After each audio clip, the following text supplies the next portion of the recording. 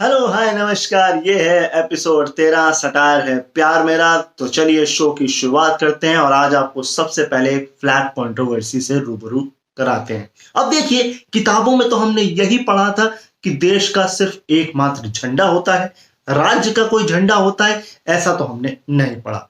मगर कुछ बुद्धिजीवी लोग इतने नल्ले, इतने वेले हैं कि इनके पास सिर्फ एक ही काम है और वो है कंट्रोवर्सी क्रिएट करना।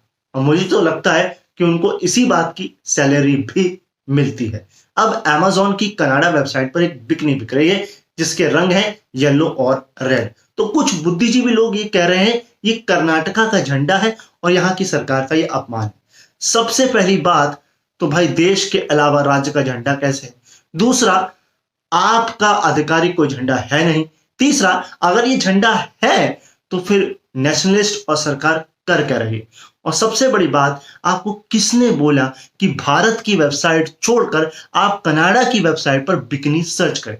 मतलब आप अपने लिए खरीद रहे थे या जिस व्यक्ति ने आपको बोला था उसके लिए खरीद रहे थे? अब ये जो भाई साहब हैं, इन्होंने जो जर्सी पहनी है, आप तो ये भी कहेंगे ये हमारा झंडा है। इस पर लिख कैसे दिया गया? ये इंसान ने पहन कैसे ली? और कुछ लोग तो ये बोल सकते हैं भाई यही तो वो भगवान है जिसकी हम पूजा करते हैं। कुछ भी कुछ भी चलिए, अब मैं आपको एक बार फिर एक रिपोर्ट से राब्ता कराता हूं। ये रिपोर्ट है सस्टेनेबल डेवलपमेंट ग्रोथ रिपोर्ट। इसमें हम दो पायदान नीचे फिसल गए। नहीं, पहले मुझे आप ये बताइए, अब तक जितनी भी रिपोर्ट आई हैं उसमें किसी में हम ऊपर आए हैं? सब में तो पाताल लोक में जा रहे हैं। इसमें हम एक पिछली बार 115वें स्थान पे थे, इस बार 117वें स्थान पे आ गए। इस रिपोर्ट में यह भी बताया गया है कि हमारे पड़ोसी देश जैसे कि नेपाल, भूटान, श्रीलंका और बांग्लादेश हमसे ऊपर है। यह भी कोई नई बात नहीं, ये तो हर रिपोर्ट में है। अगर आप कुछ नया जानना चाहते हैं तो इस वीडियो को अंत तक देखिए। एंड इसके अलावा अगर आप ये जानना चाहते हैं कि सस्टेनेबल डेवलपमेंट ग्रोथ रिपोर्ट क्या है और किस मानकों के आधार पर ये बनाई जाती है, तो डिस्क्रिप्शन में मैंने लिंक दे दिया है, जाकर के आप उसे पढ़ सकते हैं। अब गर्मी मौत हो गई ना? नहीं, मैं सियासी गर्मी की नहीं बल्कि असल गर्मी की बात कर रहा हूं। यूएई में गर्मी बहुत हो गई है और इस वजह से आबू धाबी पुलिस में काम करने की गर्मी बहुत ज्यादा हो गई है।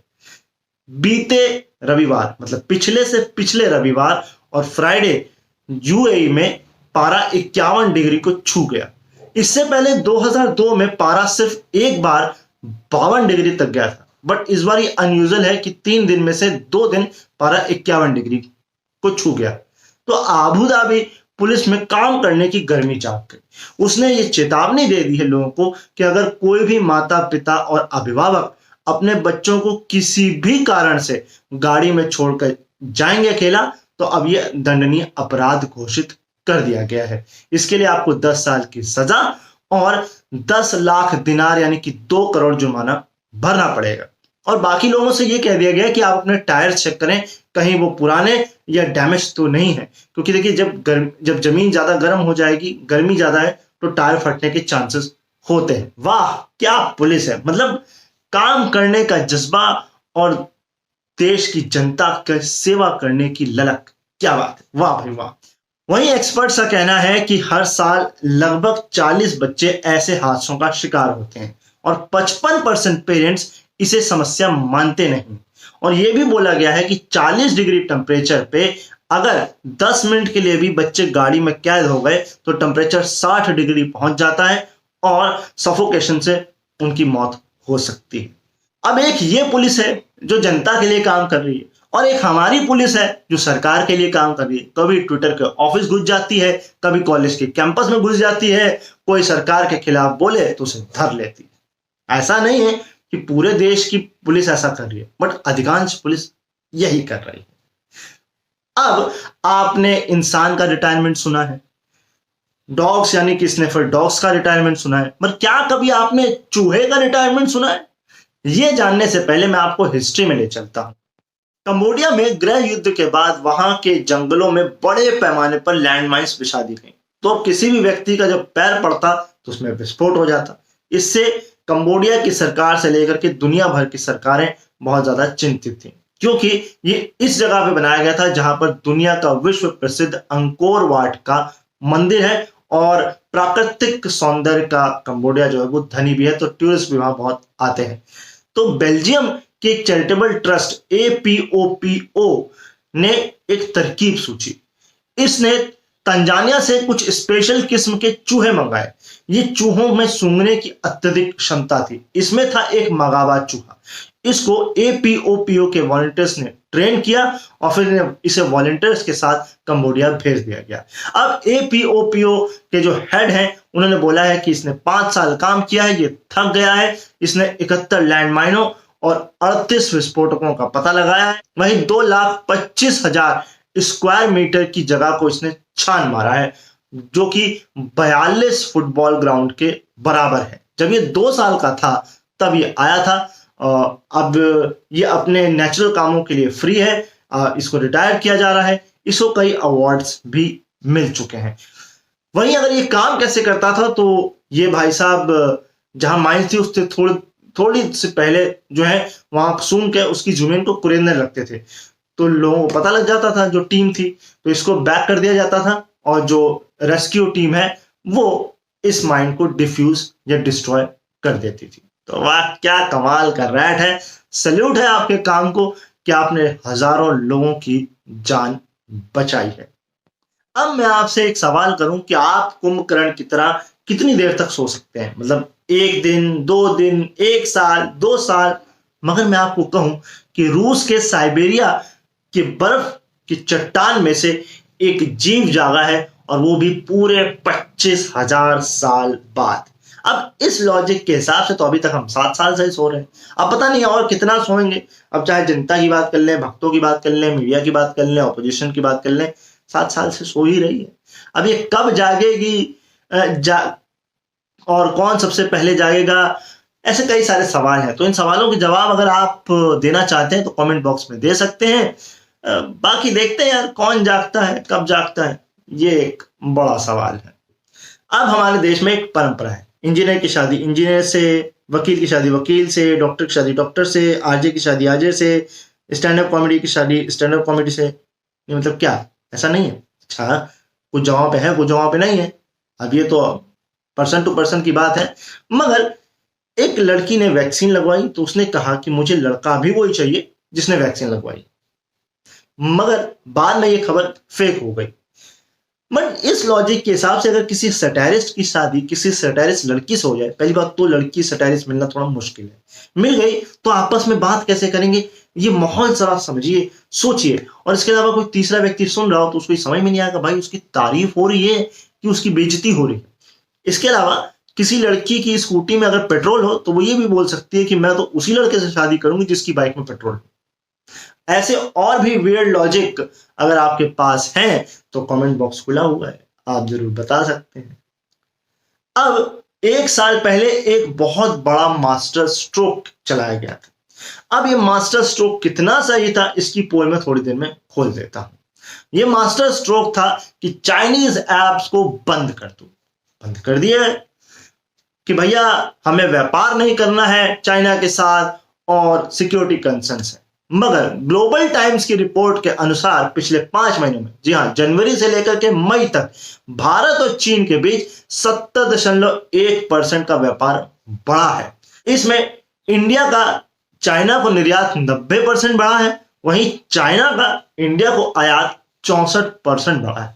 मतलब ये मास्टर स्ट्रोक सिर्फ देश की युवाओं से रोजगार छीनने का काम था और बाकी लोगों के आंखों पे पट्टी बांधी थी नेशनलिस्ट की कि भैया आप मत देखिए, करेंगे हम वही जो हमें करना है। तो कितना बड़ा मास्टर स्ट्रोक था ये आप समझ ही चुके हैं। बाकी तो अब देखें आगे क्या होता है। लाला जी हाँ जी, लाला रामदेव जी ने बोला है कि मैं कोविड की वैक्सीन लगवाऊंगा। नहीं, क्यों भैया?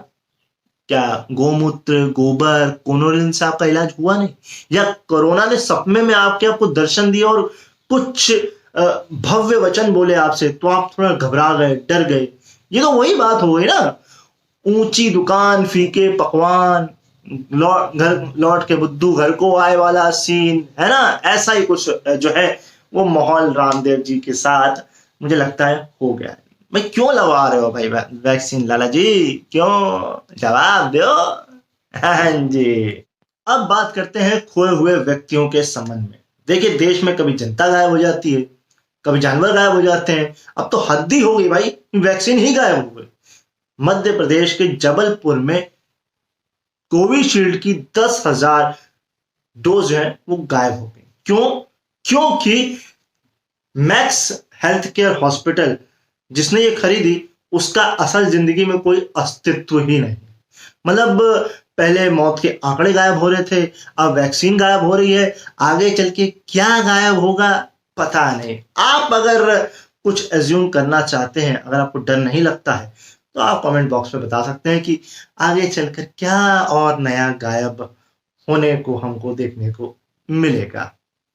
अब आज आपको मैं रिपोर्ट का डबल डोज दे देता हूं। ये रिपोर्ट है इकोनॉमिक्स इंटेलिजेंट यूनिट की ग्लोबल लिविबिलिटी इंडेक्स 2021। इस रिपोर्ट के अनुसार दुनिया में सबसे अच्छा रहने के लिए इस वक्त शहर है न्यूजीलैंड का ऑकलैंड, और वो इसलिए है क्योंकि इसने कोविड को बहुत अच्छे से टैकल किया है।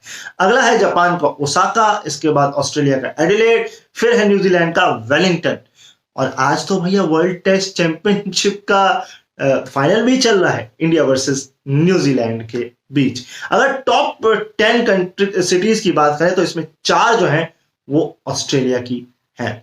अब इंडिया की कहां होगी, ये आप सिर्फ सपने में सोच सकते हैं। हकीकत में इससे दूर दूर का कोई नाता नहीं होने वाला है। मगर आप ही जले पे नमक छिड़क रहे हैं यार, ये लिस्ट बता करके। वैसे लोगों की जॉब जा रखी है, तो ऐसे ही इस कंट्री में जाके वो कैसे रह पाएंगे? रहना तो उन्हें अपनी ही कंट्री में पड़ेगा ना, जहां कुछ हो नहीं रहा है। चलिए अब यूरो कप की बात कर ही लेते हैं, क्योंकि यूरो कप भी चल रहा है। हाल ही में डेनमार्क वर्सेस फिनलैंड का मैच हुआ, जिसमें डेनमार्क के मिडफील्डर क्रिश्चियन एरिक्सन 43वें मिनट में अचानक जो है बेहोश होकर गिर गए, और जब मेडिकल टीम उनका सीपीआर कर रही थी, तब बाकी खिलाड़ी रो रहे थे। इसे कहते हैं ट्रू इमोशन, टीम स्पिरिट, और वेरी हार्ट टचिंग था। अब देखिए, इमोशन का ना सही समय होता है, सही इंटेंशन होता है। क्रोकोडाइल टीयर्स नहीं, रियल टीयर्स और ह्यूमन टीयर्स होने चाहिए। मेरा इशारा कहाँ है, आप समझ गए होंगे।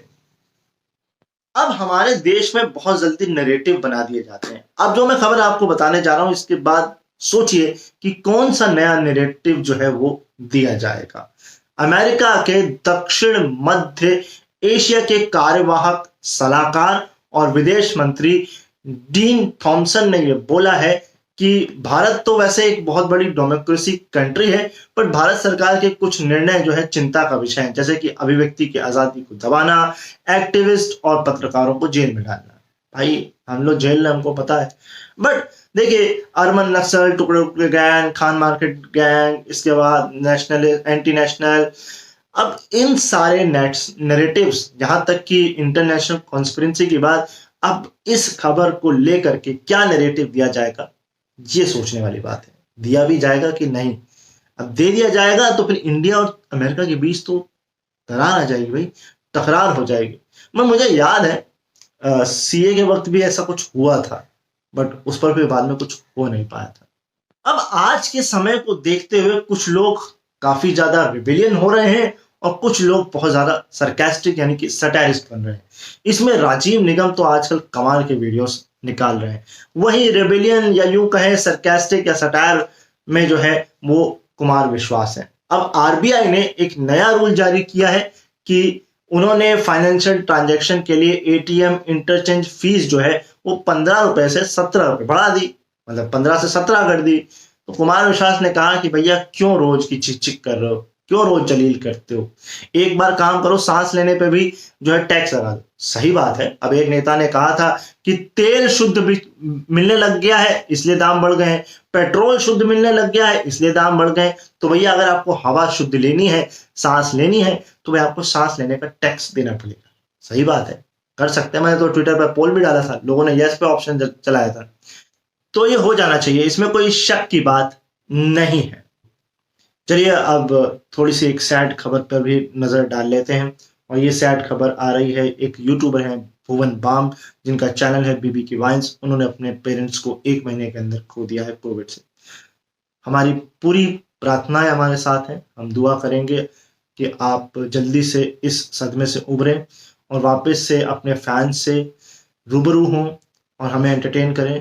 पूरी एंटरटेनमेंट कम्युनिटी, क्रिएटिव कम्युनिटी आपके साथ है, आपके लिए प्रेयर्स कर रही है।